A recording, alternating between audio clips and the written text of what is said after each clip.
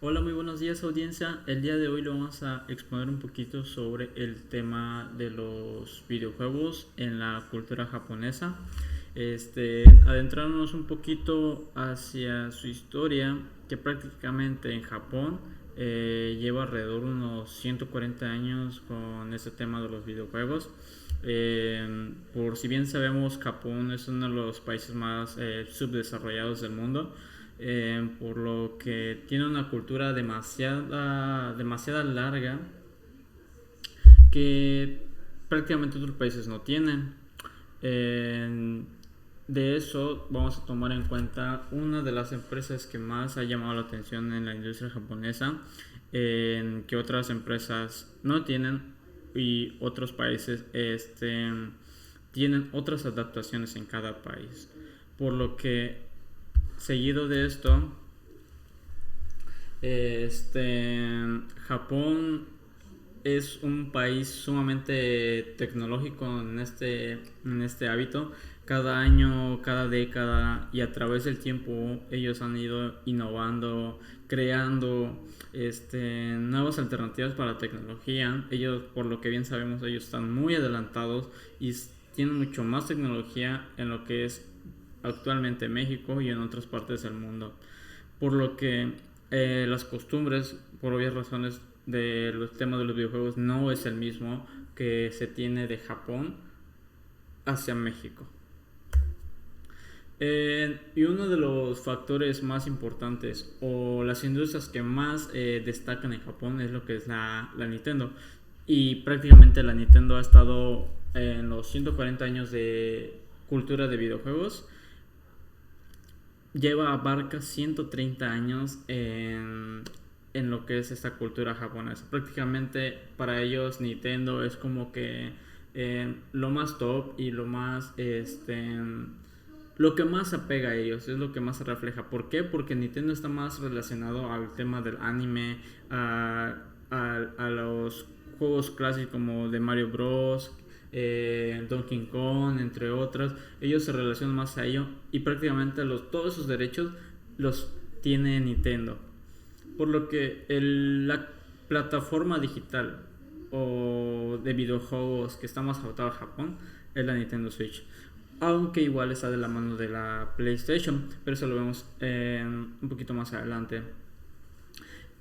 Como bien podemos ver, Nintendo tiene más de 130 años de historia. Desde 1989, Fusahari Yamauchi inició un negocio de fabricación de cartas de naipes tradicionales japonesas, conocidas como un Hanafuda.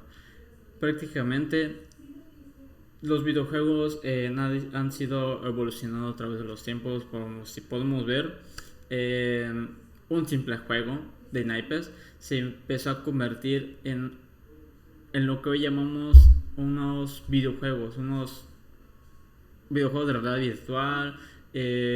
Han ido innovando demasiadas cosas en esos últimos par de décadas, por lo que para mí es sumamente importante Nintendo, o cómo abarca Nintendo hacia lo que es la cultura japonesa.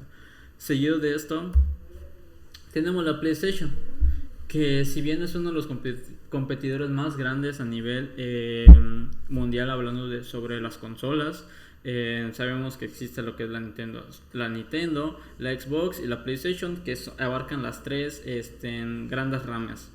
Obviamente hay más competidores, pero los que más destacan son esos tres. Actualmente Japón se centró demasiado en lo que es la Nintendo Switch, la Nintendo DS, la Nintendo 64, todo eso.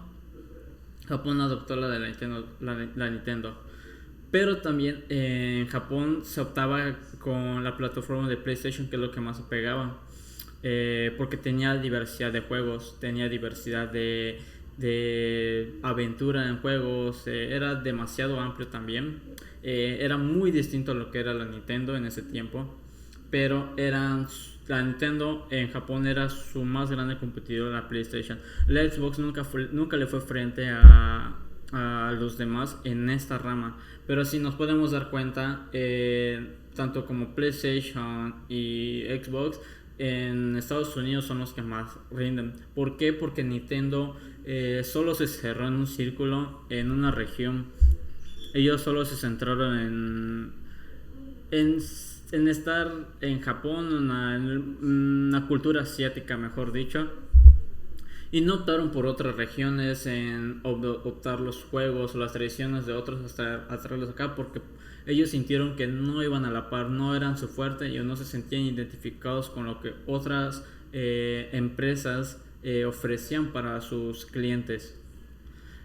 Pero poco a poco PlayStation quiso abrirse a las puertas de otros países, innovar y todo eso, por lo que prácticamente fue dejando poco a poco la cultura asiática y enfocándose hacia las demás regiones del mundo.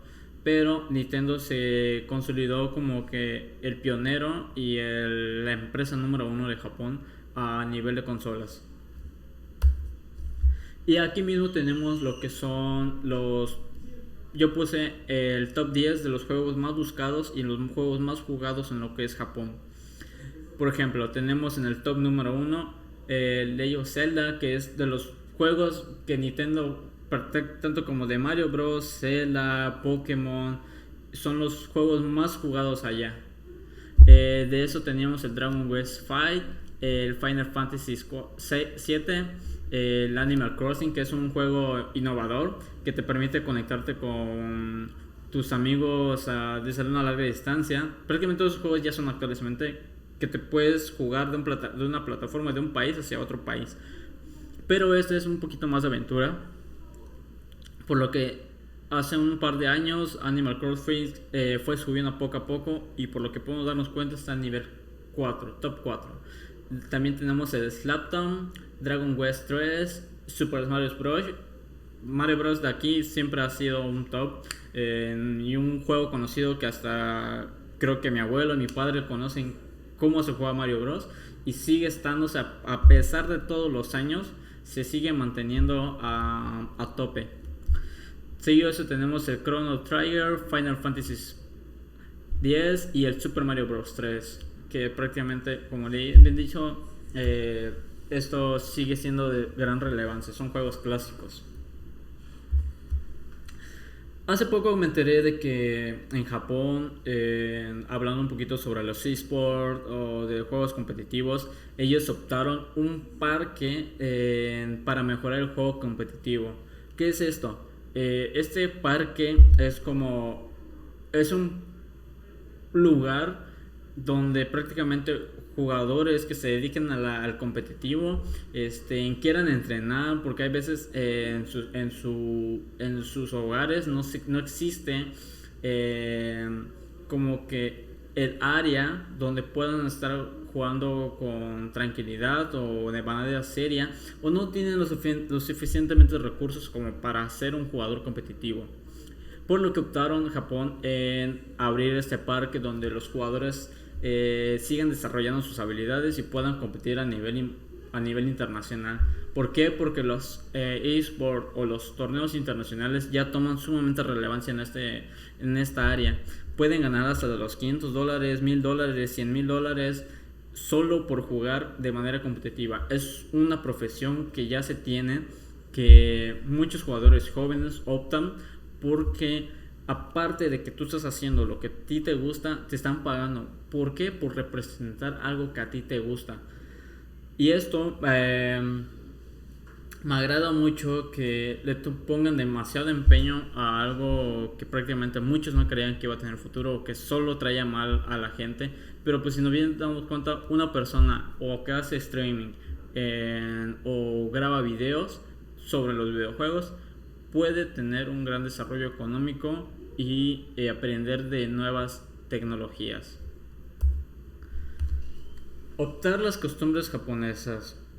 A mi consideración, como bien lo dije anteriormente, México no tiene como que los suficientemente recursos como Japón los tiene en tecnología, por lo que yo considero, si ya vio esa luz de que los videojuegos ya traen mayores beneficios hacia la comunidad, a mí me gustaría que México optara por esas costumbres que ellos tienen, de que ver una visión a lo que los videojuegos pueden traer. Actualmente todo se hace ya desde una computadora o un teléfono, y prácticamente vivimos de eso. Antes de la pandemia tuvimos que acostumbrarnos a nuevas costumbres, a nuevas